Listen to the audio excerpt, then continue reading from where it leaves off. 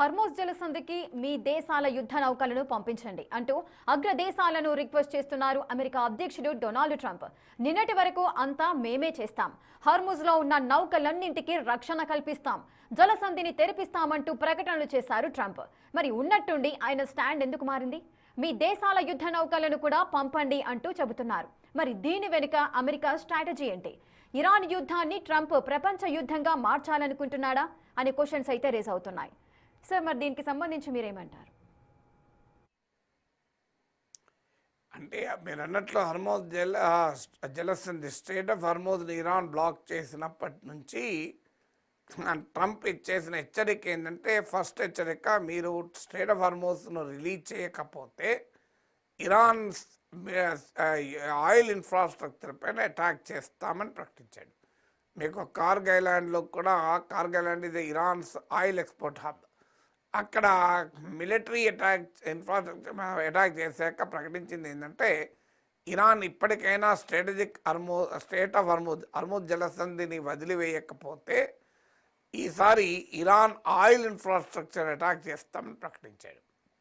ఆ తర్వాత అంతకుముందు ఇది సెకండ్ హెచ్చరిక. అంతకుముందు ఫస్ట్ హెచ్చరిక ఏంటంటే, స్టేట్ ఆఫ్ హర్మూజ్లో తమ నౌకలకు వెళ్ళేటువంటి కమర్షియల్ షిప్స్కు రక్షణగా వార్ షిప్స్ను పంపిస్తా అని ప్రకటించాడు. అంటే యుద్ధ నౌకలు వెంటరాగా ఎస్కాట్ రాగా చేస్తానని. సో అయినా కూడా అది ఆపరేషన్ మొదలు కాకముందే ఇప్పుడు ఏకంగా ఇరాన్ ఆయిల్ ఇన్ఫ్రాస్ట్రక్చర్ అటాక్ చేస్తా అన్నాడు. ఇప్పుడు ఆ రెండైపోయి మూడో దశలో ఏమంటున్నాడంటే, మిగతా మిత్ర దేశాలను కూడా రమ్మనంటున్నాడు. మిత్ర దేశాలు ఇప్పటి వరకు అంత ఆసక్తి చూపడం లేదు. ఇరాక్లో, లిబియాలో అమెరికాతో కలిసి వచ్చిన స్థాయిలో యూరోపియన్ కంట్రీస్ కలిసి రావడం లేదు. నాటో మిత్ర దేశాలు ఎందుకు కలిసి రావడం లేదంటే, ఈ వార్ గనక ఎక్స్టెండ్ అయితే వాస్తవంగా ఇంకా యుక్రెయిన్ వార్ అనేది దృష్టి పక్కకు జరుగుతున్నది యూరోప్ భయం. యూరోప్కు ప్రియారిటీ ఇరాన్ వార్ కాదు, యూరోప్కు ప్రియారిటీ ఉక్రెయిన్ వార్. ఇప్పటికే ఈ ట్రంప్ ప్రారంభించిన ఇరాన్ వార్ వల్ల ఉక్రెయిన్ వార్ అనేది కంప్లీట్లీ ఎజెండాలోనే లేకుండా పోయింది. నిన్నటి దాకా ట్రంప్ మధ్యవర్తిత్వం జరుపుతానని తిరుగుతూ ఇప్పుడు పుటిన్ నేనే మధ్యవర్తిత్వం జరుపుతా అంటున్నాడు. సో యుద్ధోన్మాది శాంతి దూత అయిపోయాడు. సో పుటిన్ బలం పెరిగింది. Putin has become stronger.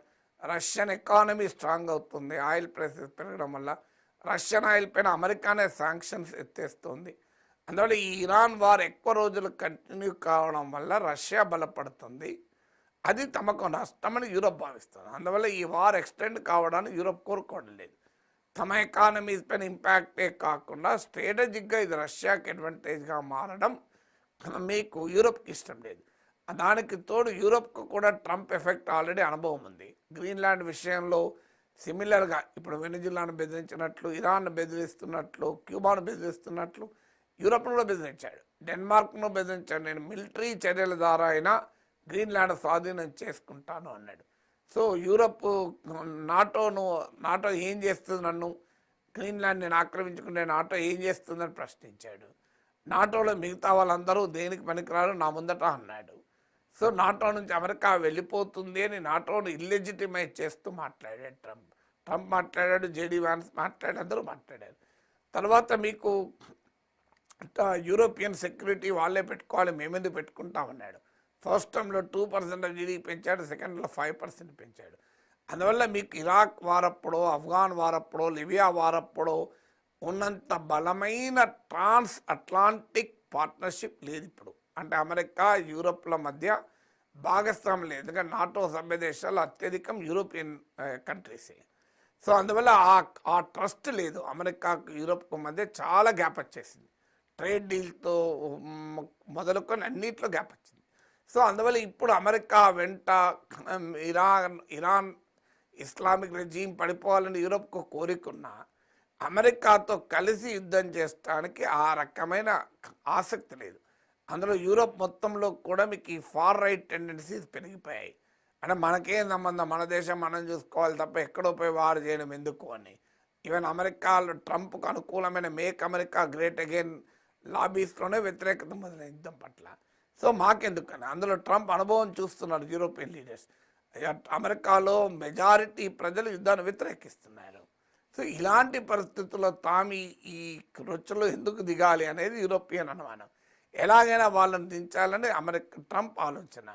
కానీ ఇరాన్ కోరుకున్నదే ట్రంప్ చేయాలనుకుంటుంది. ఇరాన్ లక్ష్యం కూడా అదే, ఈ వార్ను హారిజెంటల్గా ఎక్స్పాండ్ చేయాలి అని. అంటే కేవలం అమెరికా, ఇజ్రాయిల్, ఇరాన్లే ఉంటే ఈ వార్ ఆగదు, వార్ నిలబడదు. అందువల్లనే Saudi Arabia, Kuwait, బెహ్రాన్, Oman, UAE, ఇలా తుర్కీ, అజర్బైజాన్ చాలా దేశాలు ఇందులోకి లాగింది ఇరాన్. ఇప్పుడు ఇక మిగిలిన యూరోపియన్ కంట్రీస్ని అమెరికా లాగుదామని చూస్తోంది. సో ఇరాన్ కోరుకున్నదే కదా. ఇరాన్ కోరుకున్నది ఈ వార్ ఎక్స్టెండ్ కావాలి. ఈ వార్ జియో ఎకనామిక్ కాస్ట్ పెరగాలి. అప్పుడు అనివార్యంగా అమెరికా పైన ప్రెషర్ వచ్చి యుద్ధం ఆగుతుందన్నది ఇరాన్ స్ట్రాటజీ. ఇరాన్ తమకు అయ్యే నష్టం ఎలాగో వస్తుంది, అది మీరు వార్ ఎక్స్టెండ్ అయినా అవుతుంది, ఆ నష్టం తప్పదు. కానీ తన అటాక్స్ను ద్వారా వార్ను ఎక్స్టెండ్ చేస్తే జియో ఎకనామిక్ కాస్ట్ పెంచితే అమెరికా పైన ఒత్తిడి వస్తుంది ఇరాన్ వ్యూహం. ఇప్పుడు ట్రంప్ మిగతా దేశాధినేతలను కూడా రమ్మని పిలుస్తున్నాడు యుద్ధంలో అంటే చలో ఇరాన్ కోరుకున్నదే చేస్తున్నాడు కదా. సరే, ఇన్నాళ్ళు అటు అమెరికా, ఇజ్రాయెల్ రెండు కలిపి ఇరాన్పై దాడి చేస్తుంది, ఇరాన్ కూడా ప్రతి దాడులు చేస్తూ ఉన్నారు. కానీ ఇప్పుడు ఉన్నట్టుండిగా అమెరికా చేస్తున్న ఈ యుద్ధానికి ఇతర దేశాలు ఎందుకు నౌకలను పంపాలి? మరి ఇతర దేశాలు నౌకలను పంపడానికి సిద్ధంగా ఉన్నాయనుకోవచ్చా? అంటే యూరోప్లో డివిజన్ ఉంది. అంత సులభంగా అమెరికన్ వార్లో గతంలో లాగా హోల్ హార్టెడ్గా నాటో దేశాలు చేరుతాయనేది డౌటే. మీకు of course America and European alliance ప్రపంచంలో ఒక సెక్యూరిటీ అలయన్స్గా పోస్ట్ సెకండ్ వరల్డ్ వార్లో ఏర్పడ్డాయి. రెండవ ప్రపంచ యుద్ధానంతరం దీన్ని ట్రాన్స్ అట్లాంటిక్ పార్ట్నర్షిప్ అంటారు. ఇది సెక్యూరిటీలో, మిలిటరీలో, ఎకనామిక్గా అన్ని రకాలుగా భాగస్వామ్యం. కానీ ట్రంప్ వచ్చాక ఆ విశ్వాసం కాస్త సడలింది. మ్యూచువల్ ట్రస్ట్ అమెరికాకు, యూరోప్కు మధ్య. సో నాటో పైన కూడా ట్రంప్ నాటో ఎగ్జిస్టెన్స్నే ప్రశ్నించాడు. అందువల్ల now European countries are not so enthusiastic. అందులో డెన్మార్క్ నాటోలో భాగస్వామి. నాటోలో రూల్ ఏంటంటే ఒక దేశంపై దాడి జరిగితే మరో దేశం తనపైనే దాడి జరిగినట్టుగా భావించాలి. కానీ తమ సోదర నాటో సభ్య దేశం పైన అమెరికా దాడి చేస్తానని బెదిరించింది. అప్పుడు యూరోపియన్ కంట్రీస్ అన్ని డెన్మార్క్ అండగా వచ్చాయి. సో అందువల్ల నాటో ఇంటర్నల్గా ఇంప్లోషన్ ఎదుర్కొంటుంది. ఇలాంటి సమయంలో సింబాలిక్గా కలిస్తే కలవచ్చు, కానీ పూర్తి స్థాయిలో కలవటానికి సిద్ధంగా లేదు. ఇరాన్ మొదటి నుంచి కూడా హెచ్చరిస్తూ వచ్చింది, మీరు కనుక ఎవరు ఈ వార్లో ఎంటర్ అయితే వాళ్ళ సంగతి తెలుస్తామని.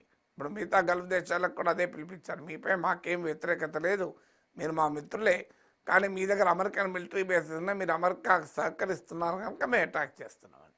రేపు యూరోపియన్ కంట్రీస్ కూడా సహకరిస్తే అదే జరుగుతుంది. ఇరాన్ తన అటాక్స్ యూరోప్ పై కూడా పెడుతుంది. సో అందువల్ల ట్రంప్ స్ట్రాటజీ ఎక్కడికి దారితీస్తుందో ఎవరికి అర్థం కాని పరిస్థితి.